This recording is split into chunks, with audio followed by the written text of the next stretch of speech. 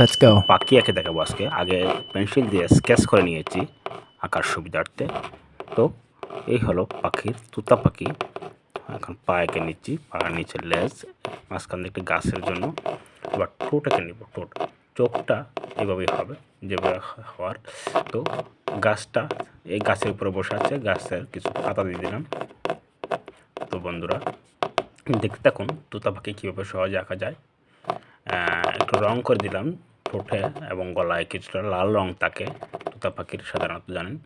এবং অনেক প্রজাতির পাখির মধ্যে সবুজ প্রজাতির পাখিটাই আমাদের দেশে বেশি পাওয়া যায়। তুতা পাখি, বিদেশি তুতা আমাদের অনেক রঙের আছে, আমাদের দেশে সাধারণত তুতা পাখি সবুজটাই বেশি পাওয়া যায়। তাই সবুজ রঙই করে দিলাম।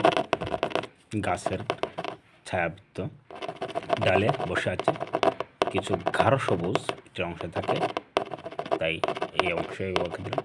তো বন্ধুরা তুতা পাখিটা কেমন লাগলো কমেন্ট করে জানাবেন। ভালো লাগলে আপনার